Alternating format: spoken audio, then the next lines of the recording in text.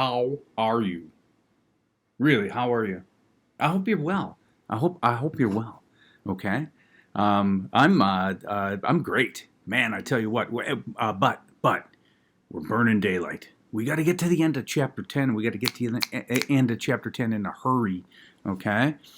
Seniors, man, I tell you what. Your time is super limited with me. So we got to get. I'm gonna pack this in. I'm gonna jam it in. We're gonna get it there by Friday. And that's the last thing the seniors are going to have to. Juniors, you're with me for a little while, just a little while longer, okay? All right. I'll open up a test on Friday, by the way, in chapter 10. Oh my God, already Friday. So let's get there. All right. Chapter 9, really, quite frankly, take a look at the stages of relationships. There was so much more I could have said about chapter 9, but we're in a hurry now. We're in a hurry, okay? So chapter 9, I printed off some notes for you. I posted those notes. Remember that those stages are not really cut and dry and delineated. People morph and go back and forward in those stages. I have some, really great friends from college that are now acquaintances. We've lost touch, etc. Okay? All right, so now we need to start down at the bottom of chapter 9 in those stages of relationships, and we really do need to assume now that Tony and Tina have become soulmates, best friends forever, life partners, if you will. They started this semester, Tony asking Tina to the prom, okay? They've been together for a few years now. They're soulmates. All right. So look at the overlap, if you will. I'm going to drop this in magic whiteboard stuff. All right, look at the overlap here, please. Tony is still Tony. Tina is still Tina. But man, look in the center. They have so many things in common now. They're sharing some values. Okay, they're sharing some feelings about things, some beliefs. They've devised their own truth about some things together. And look at all of those experiences, those individual life experiences that they've shared. They've been camping, they've been canoeing, they've been, they've gone skiing in the mountains. Okay, that's how they say it, in the mountains, okay? All right, campers, listen. The overlap between Tony and Tina now, significant. and they want to stay together. They want to stay together, all right? And there are some tricks. And they're not even tricks, they're skills. Let's call them that. Chapter 10, there are 6 skills to maintaining a soulmate relationship. 6 skills. These are doable. You can train yourself to do them. And for the good of the relationship, they must occur. And they must be mutual. They must be constant and mutual. One person can't decide, that's enough. I'm not doing that anymore. One person can't decide, maybe every Tuesday and Thursday. Nope. These have to be constant. These have to be mutual. Both parties have to play this way. So let's start at the top, please. Skill number 1 I call confirming behaviors. These are actions that give value to the existence of the other person in your world. In other words, at the heart of Tony, in his inner core, he's got some values, okay? Tina has to be one of those values. He has to value her very existence, all right? Now, it's not enough to just value that existence. He has to act accordingly. His actions have to prove to Tina that she's valued, that she has value in his world. All right? Confirming behaviors are actions that give value to the existence of the other person, and they have to feel that. You know what I call this?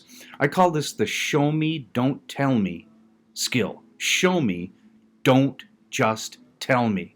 You can say all day long, I love you, I love you, I love you, I love you, I love you. But if your actions don't show it, remember in nonverbals, if your actions don't show it, we're going to believe the actions. We will believe the nonverbals 100% of the time when they don't agree with the words. So if you're saying I love you, I love you, I love you, I love you, but man, I tell you what, then you're acting in opposition to that.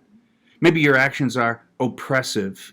Maybe your actions are just mean. Okay? We're going to buy the actions, trust me.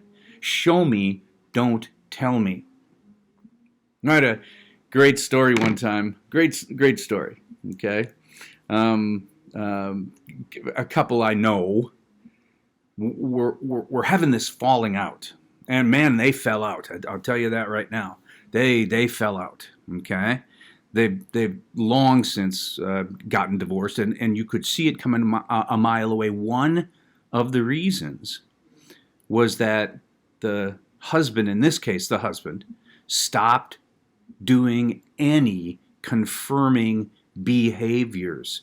Heck, he missed her birthday for 2 years in a row. Missed her birthday. Okay? She told a story one time in my backyard. She told a story around the bonfire. She said, I was having dinner. I was having dinner with him. And I pushed the dishes aside on the table, and I crawled across the table, and I grabbed him by the shirt, and I screamed, "Buy me flowers now!" And I pushed him back in his chair. Man, I tell you what. Here's the thing. You did the behaviors when you were all fallen in love. You did the behaviors. Don't stop. Keep making those homemade cards. Keep making dinner for her. Okay? Your actions should show that he has value in your life. Your actions should show her that you hold her as a value. The way you act. All right? All right.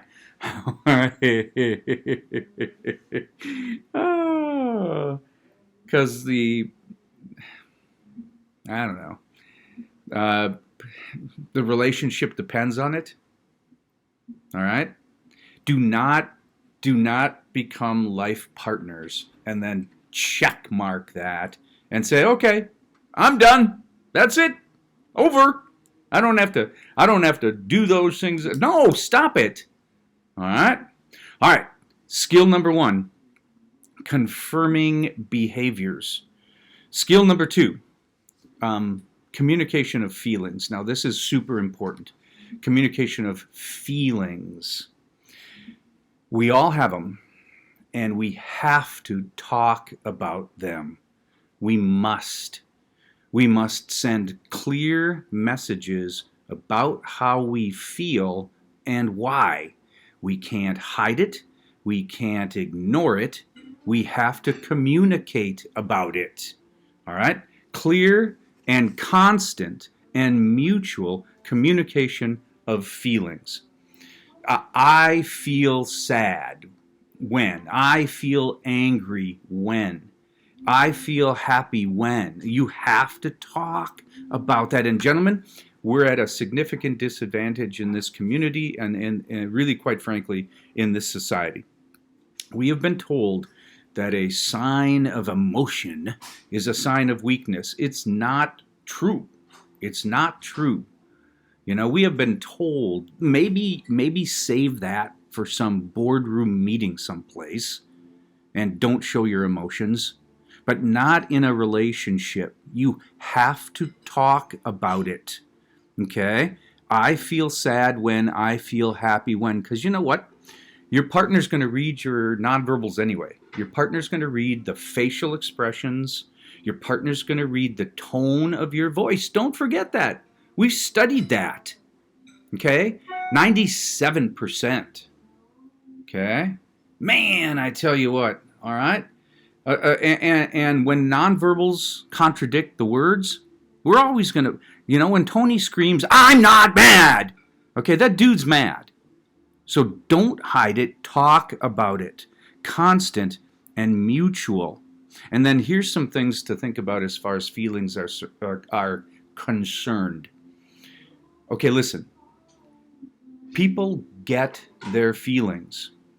If Tina is feeling sad, she gets to feel sad. We've already talked about this. It's like telling her to change her fingerprints. If you're saying, you can't be mad about that, that shouldn't make you sad, it does. It makes her sad. And to say it shouldn't is like saying change the color of your eyes. All right? So please understand, they get their feelings. You cannot say that's stupid. You can't say that makes you angry. No, you can't. Okay? And you cannot try the old one-upsmanship. Society is teaching us that there's winners and losers, and if we're not number one, we're number nothing. Okay? So we try this game sometimes. We try to one-up each other inside our relationships. And that one-upsmanship is dumb. Okay? It goes like this. It goes like this. Really? That makes you sad? Well, the other day, this happened to me. And man, I tell you what, now that should make a person sad. Okay, not this. Okay, this happened to me the other day. Now that made me angry. Okay. All right. One-upsmanship. Great. Good for the relationship? I don't think so. It's not a contest. When it's a contest, it's a lose, lose, lose. Tony loses, Tina loses. The relationship is lost. Okay? You have to talk about feelings. You have to talk about the emotions. You have to talk about the actual true expressions of those emotions. And you can't play this one-upsmanship, and you cannot deny somebody what they're feeling. You can't say, no, that doesn't make you sad. It does. It does. And then here's the thing. Let's couple number 1 and number 2 together. Okay, actions and confirming behaviors and communication of feelings. So if you know that something makes him angry, if you know that there's something that makes him afraid, okay, do not act to provoke that. Do not act to spark that anger, to spark that sadness, to spark those negative emotions. Don't. Okay? All right. Confirming, man, I know we're rushing through this. If this was in the classroom, this would take days. Okay, all right, we don't have days. Skill number 1, confirming behaviors. Skill number 2, constant and mutual communication of feelings. And then skill number 3, we've already talked about it. It's super important, but I have to reiterate it. Skill number 3, and then we're done for the day. Listen, skill number 3, constant and mutual self-disclosure. Self-disclosure. As the relationship continues to grow. Life partners? Dude, that's going to be a lifetime. As the communication, okay. As the relationship continues to grow, that self-disclosure has to be maintained. Look at Johari, the open window. You start shrinking that, it's going to be disastrous. You start growing that secret quadrant of Johari, the hidden quadrant, it's going to be disastrous. It really is. Tony, you know, they're 3 years into the marriage. They're 3 years into being life partners. And Tony comes home, and Tina says, "How was your day?" And he goes, "Great." Except it wasn't. He got in trouble at work. His boss is angry, okay? And a week later, Tony comes home and Tina says, "How was your day?" And he goes, "Great." You know, it's my turn to make supper. I'm making pork chops. And he goes into the kitchen. But his day was disastrous. His day sucked. His day was terrible. He lost a big account, you know. The boss threatened to fire him. She's really angry. All right? But he hides it, and he doesn't open up. A month later, same thing. 6 months later, Tony gets fired. And he walks in, and Tina says, "How was your day?" And he goes, "Oh my God, Tina, horrible. I got fired." And then he starts talking about all of the things that happened in the past year. Of course, she's going to feel slighted. She really is. And she's going to say, "Why haven't we talked about this before?" Well, I don't know. See, no, Tony, stop it. You have to maintain that open window of Johare. You have to. Okay? Do not stuff things, start stuffing things into that hidden or secret quadrant. All right? Constant, mutual self-disclosure. It has to occur. Okay? It has to occur. All right. Okay, there's 3 skills out of 6. We're going to come back to them briefly. The other 3 skills that are yet to be talked about, man, they're kind of complex. Those are going to happen on Thursday. Those are going to happen on Friday. And then we're going to take a quick quiz, a quick one, okay? I don't know. We got to end the semester, okay? So hang on for that ride. Whee! Oh, man. Oh, woman. Oh, have fun.